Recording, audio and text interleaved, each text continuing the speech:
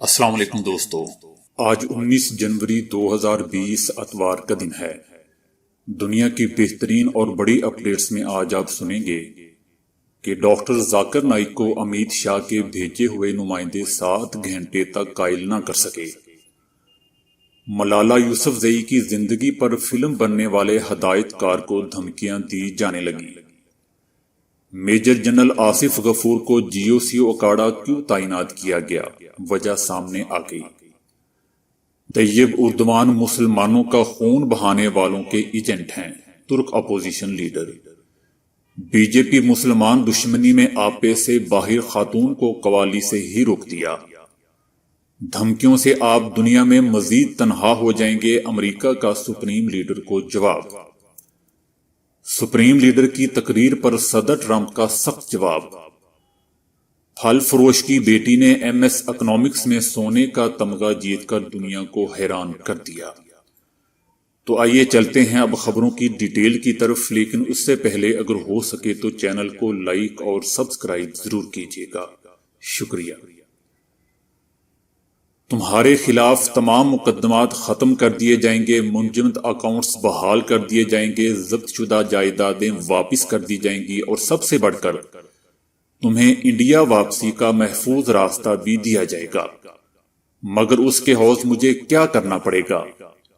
زیادہ کچھ نہیں، بس مقبوضہ وادی اور نریندر مودی کے فیصلوں اور شہریت بل کی حمایت کرنا ہوگی۔ بھارتی وزیر داخلہ امیت شاہ کے خصوصی نمائندوں اور ڈاکٹر ذاکر نائک کے درمیان تقریباً 7 گھنٹے تک جاری رہنے والی اس ملاقات میں اور بھی بہت سی باتیں ہوئیں، لیکن ڈاکٹر ذاکر نائک نے نریندر مودی کے ایلچیوں کو مقبوضہ وادی اور مودی کے فیصلوں اور شہریت بل کی حمایت کرنے سے صاف انکار کر دیا۔ ڈاکٹر ذاکر نائک ہجرت کی وجہ سے پہلے بھی مسلمانوں میں انتہائی قدر کی نگاہوں سے دیکھے جا رہے تھے، لیکن اب ان کی قدر و منزلت اور احترام میں اب پہلے سے کئی گنا اضافہ ہو چکا ہے۔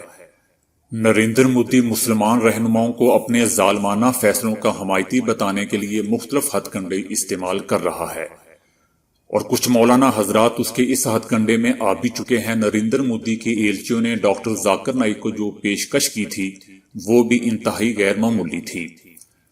بھارت ڈاکٹر ذاکر نائک کا وطن ہے، وہاں ان کے قیمتی اثاثہ جات ہیں، ان کا تعلیم و تربیت اور تبلیغ کا وسیع نیٹ ورک ہے۔ وہ چاہتے تو نریندر مودی کی حمایت کر کے سب کچھ واپس لے سکتے تھے، صرف وہی نہیں بلکہ اور بھی بہت کچھ۔ ممکن ہے کہ نریندر مودی بھی ان سے ملاقات کر لیتے، ان کے ٹی وی چینل سے پابندی بھی اٹھا لی جاتی، ان کا ضبط شدہ پاسپورٹ اور شناختی کارڈ بھی بحال کر دیا جاتا۔ انڈیا میں واپسی پر مودی حکومت انہیں سیکیورٹی بھی فراہم کر دیتی، لیکن ڈاکٹر صاحب نے عزت کے راستے پر چلنے کا فیصلہ کر کے نریندر مودی پر واضح کر دیا کہ ہر کوئی بکنے والا بندہ نہیں ہوتا۔ آج ہم جس دور میں زندہ ہیں، مغرب کی این جی اوز نے ڈالر زدہ جال میں بعض مولویوں اور مولوی زادوں کو پھانس رکھا ہے۔ تھوڑی سی مال و دولت اور پروٹوکول کے لیے کچھ مولوی زادے اپنا سب کچھ بیچ چکے ہیں۔ یاد رہے کہ میں نے کچھ کا لفظ استعمال کیا ہے۔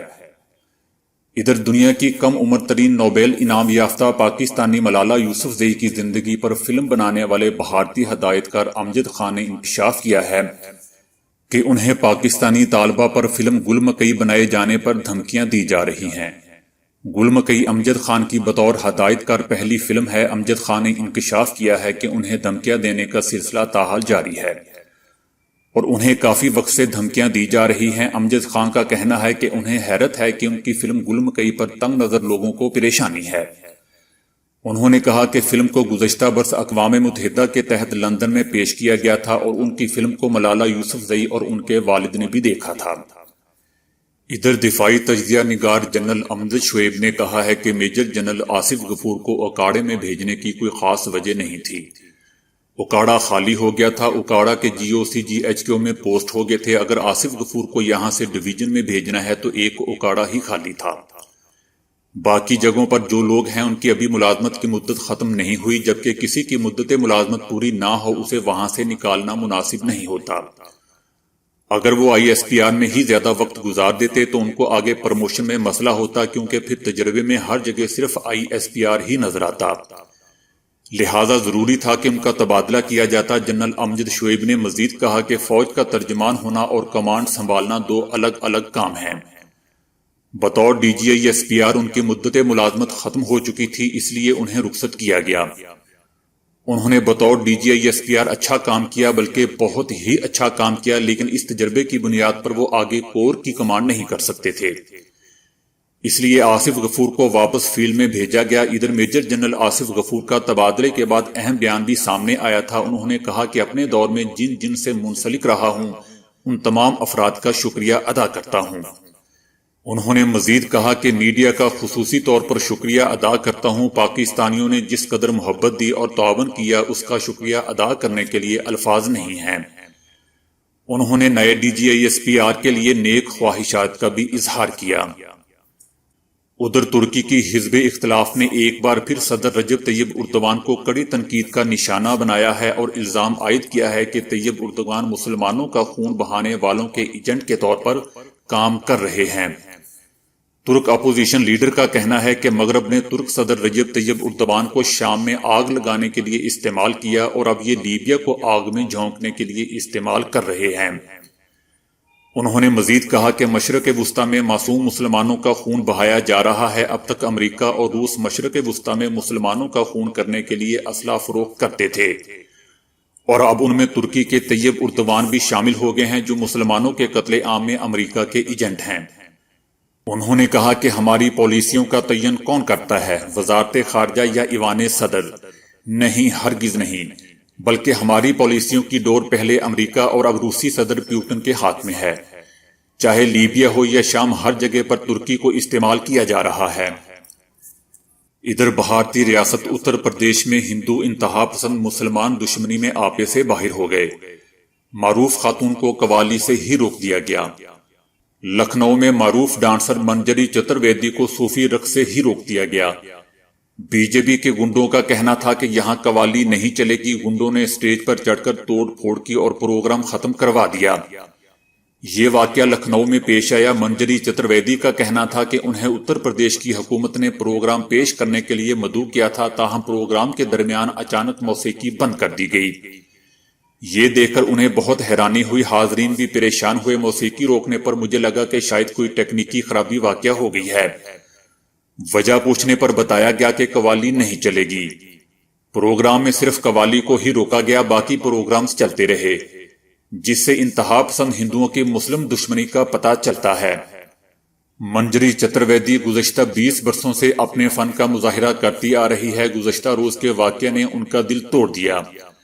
ان کا کہنا تھا کہ وہ دنیا کے کئی ممالک میں پرفارمنس دے چکی ہے، لیکن اپنے ہی شہر لکھنؤ میں جو کچھ بھی پیش آیا اس نے مجھے رلا دیا ہے۔ ادھر ایران کے لیے امریکہ کے خصوصی نمائندے برائن ہک کا کہنا ہے کہ امریکی انتظامیہ نے اس ویڈیو کا جائزہ لیا ہے جس میں ایرانی مظاہرین کی لاشیں ٹرکوں میں پڑی نظر آ رہی ہیں۔ انہوں نے جمعے کے روز ایرانی سپریم لیڈر کے بیان کے جواب میں کہا کہ تہران کی دھمکیاں اسے دنیا سے مزید الگ تھلگ کر دیں گی۔ سپریم لیڈر نے اپنے بیان میں دھمکی دی تھی کہ ایران اس معرکے کو اپنی سرحد سے باہر منتقل کر سکتا ہے۔ برائن ہک نے ایک پریس کانفرنس میں کہا کہ یورپ نے جوہری معاملے میں ایران کی بلیک میلنگ کا جواب دینا شروع کر دیا ہے۔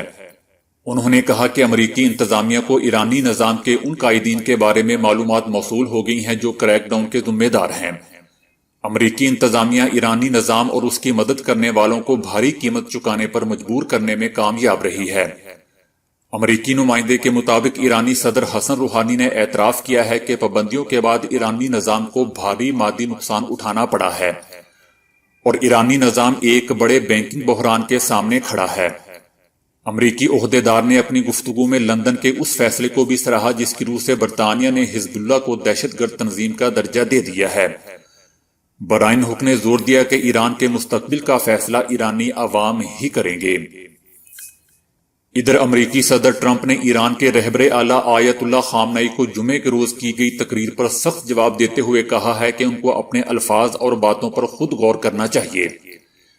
انہوں نے کہا کہ ایران کے نام نہاد سپریم لیڈر جو کسی بھی اعتبار سے سپریم نہیں ہے، اس نے اپنی ایک تقریر میں امریکہ اور یورپ کے بارے میں کچھ بیہودہ باتیں کی ہیں۔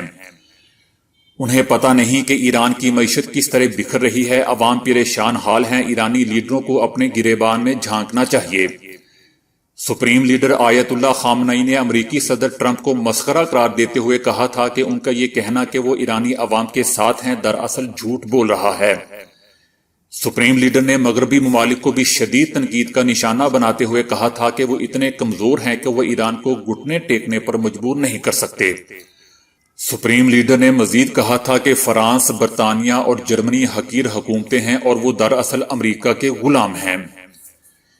ادھر فیصل آباد پاکستان میں ایک پھل فروش کی بیٹی نے ایم ایس اکنامکس میں سونے کا تمغہ جیت کر اپنے والد کا سر فخر سے بلند کر دیا اور تمغے کو والدین کے نام وقف کر دیا۔ یہ لڑکی ایک غریب باپ کی بیٹی ہے جو کہ پھل فروشی کا کام کرتا ہے۔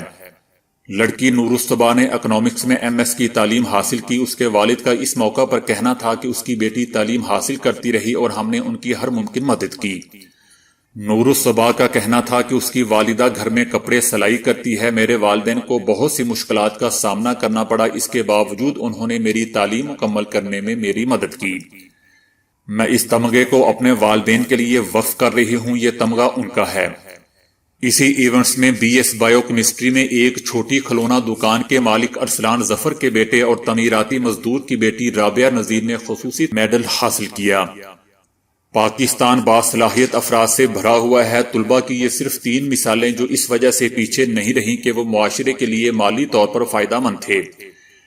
ایسے روشن ذہنوں کے والدین کو دل کی گہرائیوں سے مبارکباد دیں جنہوں نے پوری محنت اور مثبت ذہن سازی کے ذریعے دنیا کو کچھ کر کے دکھایا۔